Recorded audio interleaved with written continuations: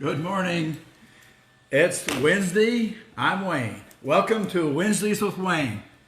The first thing I want to do before we get started is, as always, is thank you for your time. As I said before, a friend of mine told me long ago, he said the most valuable thing anyone can give you is their time. So thank you for your time, and I'll do my best this next few minutes to make sure it's well spent. Thank you for showing up. I want to thank our sponsor today, the Real Estate Business School. The Real Estate Business School, where you get your license and learn to use it. This is the learn to use it part. Success is the topic for today, and success is in 3 steps. In real estate, it's get your license, build your business, and then invest your profits. You're always going to make more owning real estate than you ever will listing it or selling it to someone else.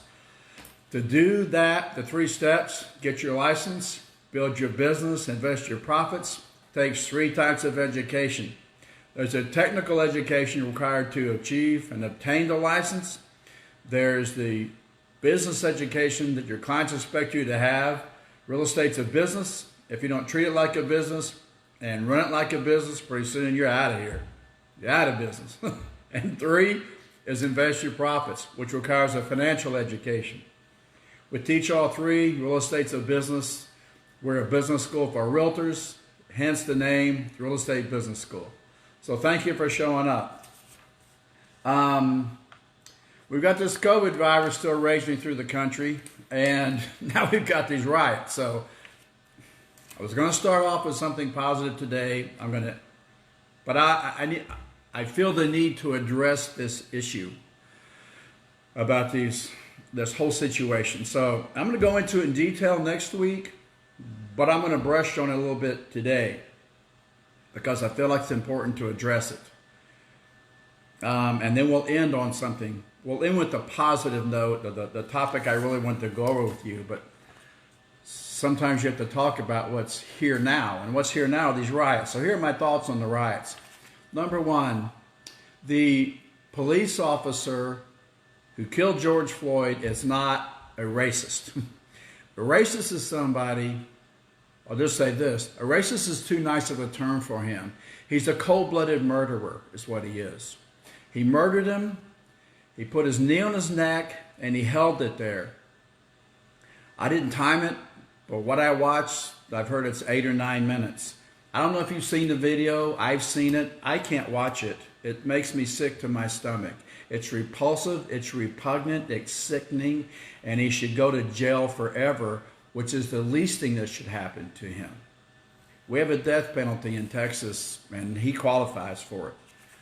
Those 4 officers who watched him do it, they're just as guilty. If you see something that's wrong, and you don't do anything about it because you're too afraid for your own survival or what your peers might say or think, then you're just as guilty as the person who's committing the wrongful act. All 5 of them, jail forever. That's sickening. And it doesn't reflect who we are as a society. Those bad actors make all the good police officers look bad. And I know a few police officers, and they're good officers. And they protect and serve, just like it says on the car. They committed their lives to it. I don't know how this guy got on the force. I don't know who hired him. I don't know who trained him. But, it goes all the way to the top. So... he's not a racist. He's a murderer. That's my first thought. Number 2, we've heard it all our lives. 2 wrongs don't make a right. So I don't get this rioting that's not protesting. I know because I protested things before. I protest frequently, but I don't riot. And to pretend that you're honoring George Floyd by stealing someone else's property or burning it down or beating them up or now running over them and shooting them, that makes your actions right? No. So who's condoning that? Because the same politicians that are condoning those riots are just as guilty as the same officers who condoned that first. I don't know the guy's name yet. I'll know it. The guy who murdered George Floyd. The four watching him, the politicians are the same people. They're watching the riots. If you're watching wrongful acts being committed, you're just as guilty as the person who's doing it. And not only are they watching it, they're condoning it. I mean, I don't know who the politician was. I'm going to go into this all next week when I get my facts and my act together. But she was quoted last night as saying, America is burning, let it burn. It's nature's way of cleaning the forest, or something like that. That's not a word-for-word quote. But you got to be kidding me. We've got an attorney general saying it's okay, let it burn. Are you kidding me? They're just as guilty as the rioters. These celebrities and athletes who are giving them money, they're just as guilty as they are. This is not solving any problem. Committing a crime as an answer to committing a crime is not the answer. And the biggest problem is they're hurting the very people. They're hurting their own friends and neighbors. I don't know if you saw it, but there's a woman on the store saying the Dollar General's gone. I got nowhere to go to buy water, clothes, food. It's incredible. So the lesson to me is I look at all this and it's just chaos. And what I see is in the absence of rules and consequences, there's chaos. And I just think that we've evolved, it seems to me, my observations, from a society that doesn't care much about consequences anymore. From the first time the founding fathers landed here, their goal was to make life better for their kids. And that generation grew up and wanted to make life better for their kids. And there was a harsh life. Settling America, colonizing America, and settling America and building America was harsh. And it took hardy people to survive those harsh times. To migrate across the West, and I live in Austin, Texas. It's going to be 102 sometime the next week. To think about being that hot in these hills and these trees with no water and no food and out here in a covered wooden wagon, I think about this every now and then. Those were hardy people. They were hardy. So my observation has been, this is just what I see, is we've always every generation since the founding fathers has wanted to make it better for their kids. And they sacrificed and they worked and they planned and they plotted. And the whole goal was to make my children's life is going to be better than mine. It's going to be easier. And we have succeeded. We have succeeded to the fact that we've overcorrected. We've overdone it. We've got it to where there's no consequences for anything. You can't raise kids with no consequences. They turn into adults who don't understand no consequences. And when you let people run around the streets rioting with no consequences, well, you're rewarding that behavior. If you don't want that behavior, you got to show them a different path. When did discipline go out of style? When did teaching people manners go out of style? When did teaching them that rules and laws are what gets rid of chaos and creates a civil society? What in the world happened to that? Where are our leaders? Who's speaking up? Who's doing something about it? I mean, gosh. So that's what I see. Lack of consequences. And to riot and steal and burn and destroy in the name of another, to honor another person, does not honor that person. It dishonors him and it dishonors yourself. And then I heard this, and the very people who get hurt are the neighbors. Your neighbors, you rioters out there, your neighbors are getting hurt. They don't have a place to shop or buy anything. And I mean, you're destroying your own neighborhoods. And for what? I mean, what do you expect to have when this is over? And I heard this term, systemic racism. This is enough. It's been enough for centuries. There's been racism for centuries. This isn't something new. This didn't start in the last 50 years in America. It's been going on for centuries. Doesn't make it okay. It's never been okay. It wasn't okay then. It's not okay now. It's never going to be okay. It's more than systemic. It's problematic. And everybody knows that. I don't know how you can treat somebody else like this. It's a soulless individual with no conscience. at all.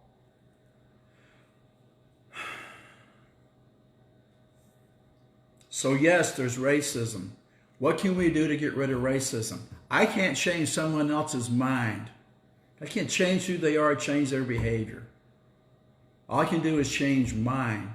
I can change my mind. I can change my behavior. I can be a model of someone I want other people to emulate.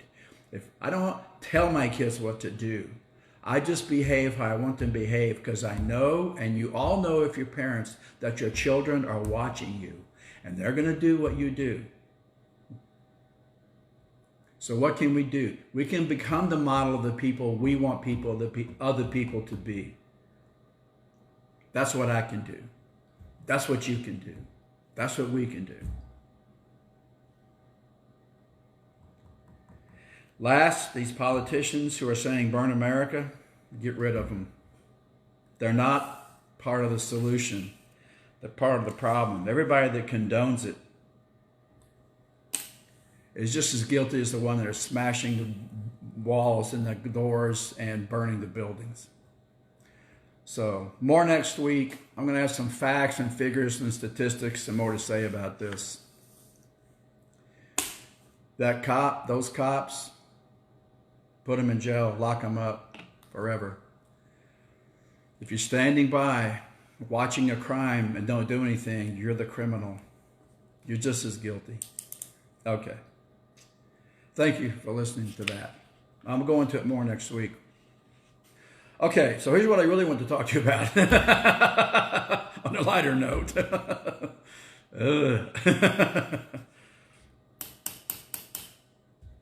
These are things successful people do. So I've been observing, I've been trying to figure out what can I do to make your time with me valuable today. So what I thought was, I've been through some downs, I've been through some ups in my life. And I've got a lot of friends who have been through the ups and downs. And if you're watching this and you're human, you've been through some ups and downs too. So it's part of life, right? There's ups and there's downs. But to me, it's how we handle those ups and downs that really reflects on who we really are. So I've been watching how people handle failure, and I've been watching how people handle success. And it's interesting. It's an interesting study. And I've learned a lot from watching other people and being around other people. I've learned a lot of things that I could do. I've learned a lot of things I could do better. I've learned a lot of things that I should not be doing.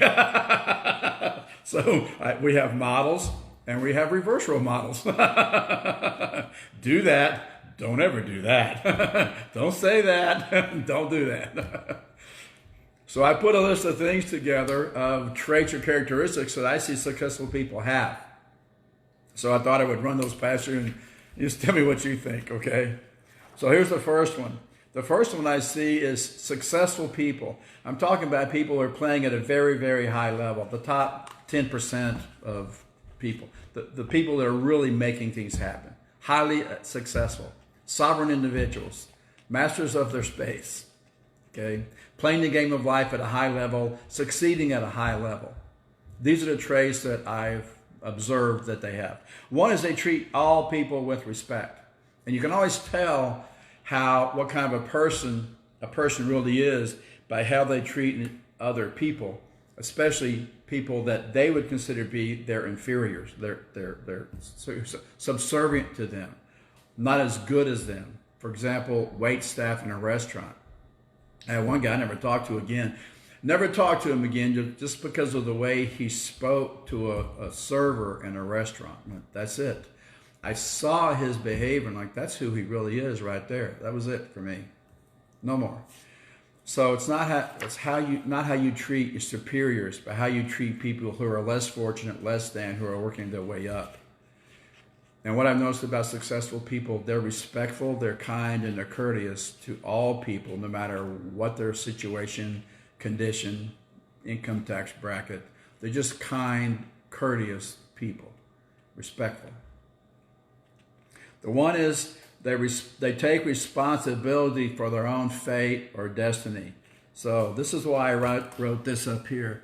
To me, this is one of the most important words. If you teach your children or each other anything, it's this right here. If you can just get this word, life changes.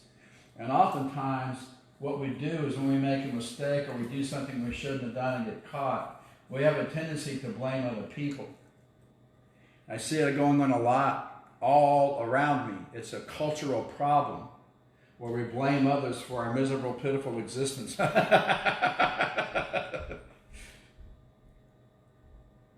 The other one is this. These cops are going to justify killing George Floyd. He had fentanyl in his body. He had methamphetamine in his body. He was passing counterfeit bills. You can't justify cold-blooded murder. They'll do it. They'll attempt it. They're probably assembling their legal team as I speak. And I think we may find there's another oxymoron out there called the justice system. And we're going to see if there's any justice in the system. You know oxymorons, right? Jumbo shrimp, military intelligence, government service, security gate. There's no security in those gates. Everybody's dog's got that code. Now it's justice system. So we'll see what happens. All I'm suggesting, ladies and gentlemen, is you don't learn anything from here, right? You don't learn anything here. If you're justifying your actions and making what you did wrong right, or sweeping your mistakes under the rug instead of learning from them, if you're sitting here instead of here, you don't learn anything. Do you learn anything here? If you're blaming someone else for your mistakes, do you learn anything? No. So for me, the day I got this word was a magical day in my life. Because for years I sat here. When I went broke and lost my first company in Houston in the mid-'80s, I was here and here. I was all over. These might have well been my names. Wayne, Blame, Justify, Morgan. It was so sad. But I decided to clean it up and go to work on myself. And I worked. I spent thousands of hours and tens of thousands of dollars. Because one day I looked in the mirror and I saw the source of all my problems. And unfortunately, there was no one to blame. So all I'm suggesting to you is my personal experience with this word. When you play your life, your game from this point of view, everything changes. When you own the outcome. And that's why I'm so disturbed by this activity out there, these riots. I mean, what's your outcome? You're responsible for this outcome. Do you know what it's going to be? What are you going to do when everything around you is in ashes? Is that the win? Is that how you win? So that's what I'm suggesting, and that's what I see, is take responsibility for your own fate, your own actions, your own outcomes, and your own destiny. Successful people don't protest or boycott, they produce. They add value and they contribute. I'll go into that more next week. Successful people, they confront what's uncomfortable. There's a big lack of confront. Who's going to confront those police officers? Why weren't they confronted? Why didn't somebody speak up and say, stop? What you're doing is inappropriate. It's wrong. Get off of him. They stood right by him. They stood together and they watched. There was no one who had the spiritual wherewithal to wake up and get bigger than the situation and say, stop it, that's not okay, get off of him. Or take him off of him. Or push him off of him. Or do whatever it takes to keep one human from killing another one. I mean, where was the hero? Where was the one person who had the guts to go, this isn't right, and stand up? Is that our society? Is that who we are? I hope not. So they don't protest or boycott. They produce. They confront what's uncomfortable. We see something out of line, it's time to speak up, to tell the truth, to take whatever actions necessary to protect each other, regardless of our financial strata or our skin color. First of all, then while I'm on that subject, whoever says racist is racist, because there's only one race. But I'll go into that next week too. Next thing I see in successful people, they don't sleep much. They sleep a lot less. Okay? So there's this story my mother told me when I was younger. She says, she's handed, it was an article she read, she gave me. She said, on the Serengeti plain, there's a lion, and the lion knows if it's going to eat that day, it has to outrun the slowest gazelle. And when the sun comes up, the gazelle also wakes up, and it knows if it's going to survive the day, it's got to outrun the fastest lion. So whether you're a lion or a gazelle, it doesn't matter. If you're going to survive the day, when the sun comes up, you better hit the ground running. So if you wake up and the sun's already up, you're late. So this sleeping, eating, drinking, and hard work, they're highly overrated activities. All four of them. And successful people don't do many of each. They don't do much of each. And they set financial goals. It's specific, not vague. Like, it's not like I want to be a millionaire. It's okay, I'm going to make an extra $100,000. I'm going to make $100,000 this year. Or I'm going to make an extra $100,000 this year. Or I'm going to make extra $500,000 this year. I'm going to make an extra $1 million this year. And to me, there's an old saying, by the inch, it's a cinch, by the yard, it's hard. So all I do personally is I focus on my daily goals. And all I want to do is get my daily sales number up. So it goes daily sales, then it translates to weekly sales, then it becomes monthly. Next thing you know, it turns into an annual goal. But for me, it's day to day. What are my goals for today? And you've got to have goals. I know it's sometimes painful and it's not really the most pleasant, fun thing to do, to go write down goals, but I do it because it's very valuable to me, and I'll tell you why. If I have goals, it helps me see the difference between an opportunity and a distraction. And someone brings me a deal or brings me an idea or says I should go do this or that or whatever, or makes a suggestion. If I don't have goals, it'll sound like a good idea. I can't tell an opportunity from a distraction if I don't have a goal. If I have a goal, I'll go, no, not in line with my goals. So it keeps me focused on opportunities, not distractions. Successful people also play a long-term game. If you haven't read The Outliers, please read it. It's 10,000 hours commitment to mastering their craft. And oftentimes what I see is, I see these musicians that become very successful and very famous. And people go, wow, they must be making a lot of money. I said, yeah, but that's a byproduct. They just love playing music. Like last night I watched a documentary on Led Zeppelin. It's amazing how these bands come together. They're just some kids that want to play guitar and the drums and sing and make music. The goal isn't to, I don't know, it didn't seem like the way it was presented, the goal is to be an international rock band that made hundreds of millions of dollars. It was more like a bunch of kids getting together and making great music and creating synergy between themselves. Anyway, long-term game, outliers. They practice their craft, they practice their craft, they practice their craft, and become masters at it. It's a long-term game. Mistakes are part of the process. Most successful people know that they're going to fail their way to success. When they make mistakes, they don't do this, and they don't do this. They go here, and they go home and ask themselves, okay, what's my lesson? What did I learn today? What can I do better? Okay. As we saw a couple of days ago, Elon Musk and his team put SpaceX up. Most incredible thing ever. I mean, it's amazing. These guys are off to the space station. So it reminds me of the time. What happened in 1969? What worldwide event took place? Where did SpaceX take off from? Same launch pad, Apollo 11, right? So Apollo 11, man on the what? So what percentage of the time was the Apollo 11? What percentage of the time was it on course?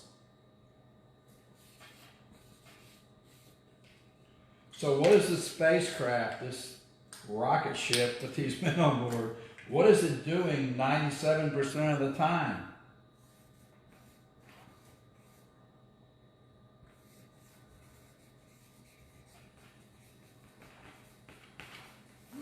They're correcting their mistakes. This is how the successful play life. This is the way your life looks. It's mistake correct, mistake correct, not mistake punish. It's mistake correct, not mistake blame. It's mistake correct, not mistake justify. It's mistake correct, mistake correct. So that's one trait I've discovered about successful people. The word mistake isn't even a vocabulary. They just call it a learning experience. And they're learning at high speed. And what they're doing is the same thing Apollo space mission did. Next thing I've noticed, they tell the truth at a very high level. They understand the truth, they know the truth, and they speak the truth. And in doing that, they do that because they have no desire to be liked. When you give the desire, when you let go of the desire to be popular or to be liked, or you make business or personal decisions based on how other people are going to think or feel about you, you're powerless. You want your power back? Forget about how people feel about you. Say what needs to be said. Do what needs to be done. And successful people I know, they're really powerful, successful. They don't care what other people think about them. Number two. Whoops. The next one. Successful people read a lot and they have excellent communication skills. I've noticed this. Typically, you can tell in talking to somebody within 5 minutes if they read a lot. You can tell because of the number of words and the vocabulary. And people who don't read very much and not very educated, you can tell that they don't read much because they have, maybe 1,000 or 2,000 words. There's over 500,000, I believe, in the English language. And successful people read a lot. They have an extensive vocabulary, and they know how to articulate a point of view and put their point across to others to where it's understood. Good readers, they read a lot, and they're excellent communicators. The other thing that successful people do, they study other successful people. And they read books about them. When they read, this is what they read. When they watch, this is what they watch. How do other people become successful? Did they leave a model? Because most of the time, typically success, the old saying goes, success leaves clues. And you can figure out how to get done what you need to get done by studying other successful people. And that's what they do. What they do and how they do it.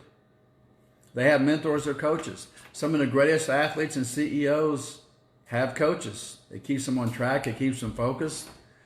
If you look at these professional athletes,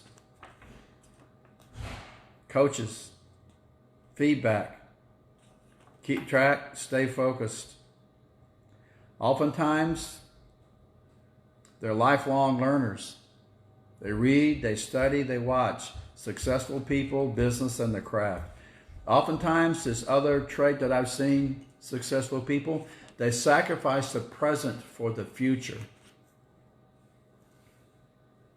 So they make the commitment to have more and live better, easier life later, and they sacrifice playing, watching TV, enjoying themselves today to have it better tomorrow. The other thing successful people do that I've noticed is they focus on their strengths. They find out what they're good at and they focus on it. They do it over and over and over and over. And they get really, really good at it. The next thing they do is they understand and value teams. So they know what their strengths are. They also know what their weaknesses are. So they know how to put a team together because they know someone else's strength is their weakness. Their weakness is someone else's strength.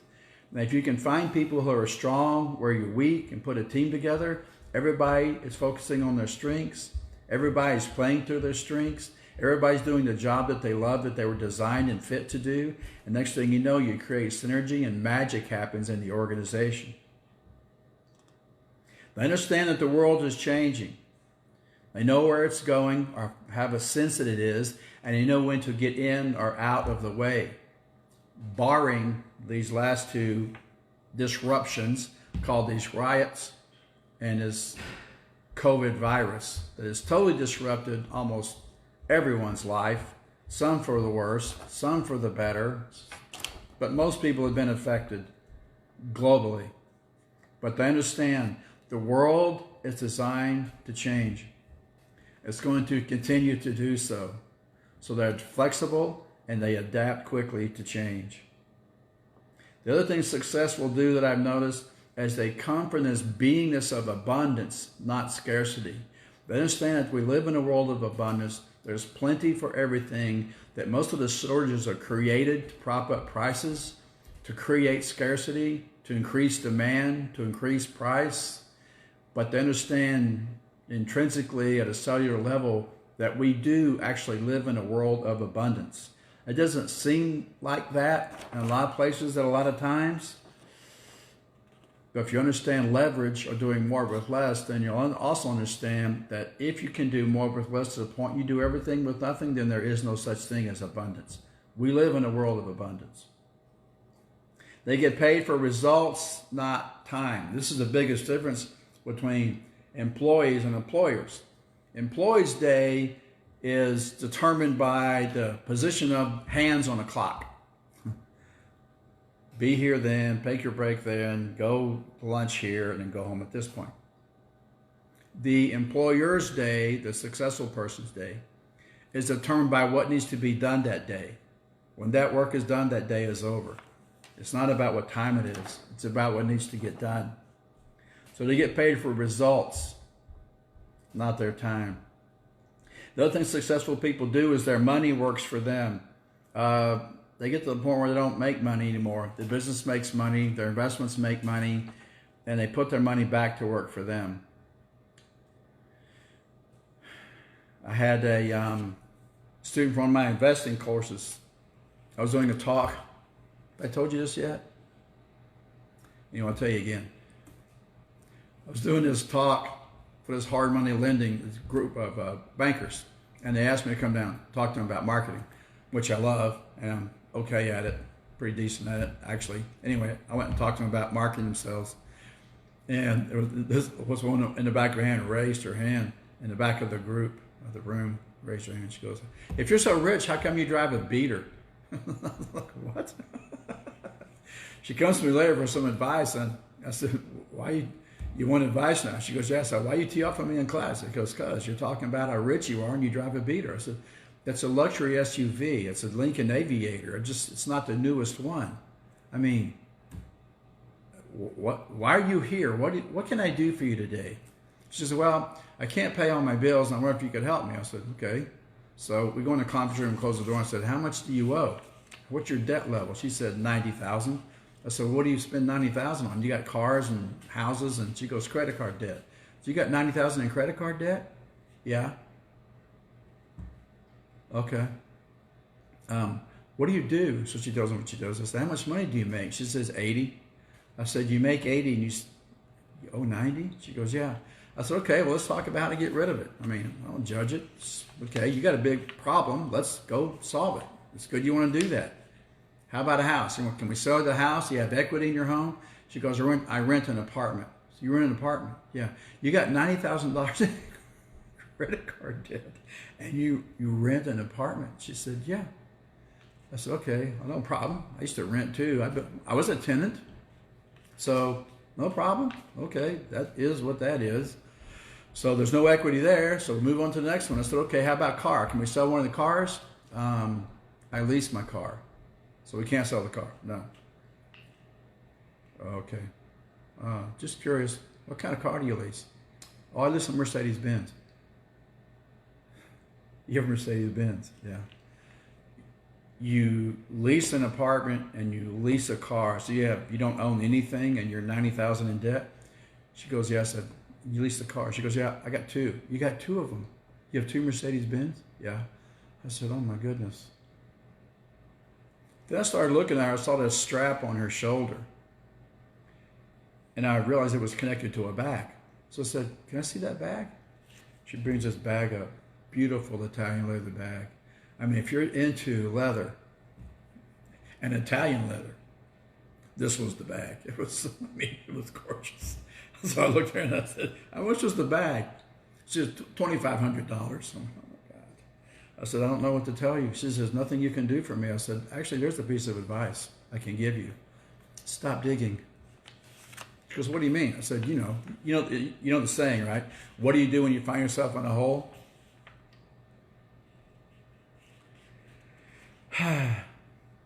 So she looked good to her friends. And some people probably thought she was rich, wealthy, well-to-do.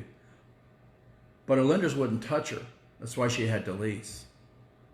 Her credit was shot. She had $90,000 in debt at 18-20%. So I may not have looked good to her, like I had any financial well-being at all. But my lenders love me because I'm up to my eyeballs in debt. And I created lots of wealth with that debt. So there's bad debt, which is what she had, and good debt, which is what I have. And the difference between us, you could get across the Grand Canyon. So she's been looking good and being cool and going nowhere. And that's the definition of economic recovery, right? When you borrow money you don't have to buy stuff you don't need, to impress people you don't know, the government calls it economic recovery. Just listen to them on the news, they'll say it. Consumer spending is up, the economy has rebounded. So the wealthy, the successful people, they put their money to work, okay? Next thing they do is they focus on self-improvement, mentally, physically, emotionally, spiritually, and financially. They're working on all aspects of their life. They eat well. They exercise. They read books on wealth, health, and exercise. They watch programs on health, wealth, and exercise. They're spiritual. They're compassionate. They're philanthropic. They focus on self-improvement. They walk around with this saying in their head, you could have done it better. You could have done it better. You could have done it better. And this ongoing quest for improvement and improving upon improvement. The next thing I've noticed is they have compassion for the fellow human beings. Most wealthy capitalists I know give. They give, they give, they give. They don't just tithe the time. I often said to people who have financial problems and ask me for advice, I go, are you tithing? I don't have enough money to tithe, so you should tithe. If you start tithing, most of your problems will clear up. You start tithing. I don't have enough money to tithe. I said, that's a problem right there. That's why you don't have money. You don't tithe. You got to tithe. Give, give, give. And what most successful, wealthy people know is that capitalism is based on giving. And what you know if you study human behavior, they were chromosomically programmed to respond favorably towards one another. And when we get what we need when we need it, and we get what we want when we want it, we become altruistic. We become philanthropic. We want to give. A normal, sane human being wants to help other sane human beings. We want to help each other. So one thing I noticed about successful people, they're very compassionate towards others, and they're very, very philanthropic. They give willingly of their time and their money because they mastered the subjects of time and money, because they know how to use them, they know how to spend them, they know how to allocate them, they know their valuable resources, and they covet them and cherish them. The prized possessions, time, money, and energy. That's why they have so much of it, because they're good stewards of those resources. And the last one is, they make the world a better place. And as Peter Lynch, one of the best stock pickers and mutual fund managers ever, used to say, you work to learn, then you work to earn, and then you return. And that's what most successful people do. The top of the food chain. They're philanthropic, they create foundations, they spend their time and money raising time and money and putting groups together and making the world a better place. So those are the traits that I see for successful salespeople, that successful people have, and they practice religiously. If you want the list, email me. I'll send it to you. Just email me, info@buildmyrebusiness.com. You go to the website, buildmyrebusiness.com, the real estate business school I sponsor for today, where you get your license and learn to use it. This is the learn to use it part. The license guarantees you nothing. It's just a tool. Like any other tool, it's useless unless you know how to use it. So that's what we teach. How to get your license, build your business, invest your profits. 3 types of education: technical, business, and financial. I'll end the way I started. Thank you for your time. I hope you got something out of today. If you want me to email you my list of traits that successful people have, just email me. I'll send it over to you. Thank you. Enjoy your day. I'll see you next week. Let's go out and make it a better world. Thank you.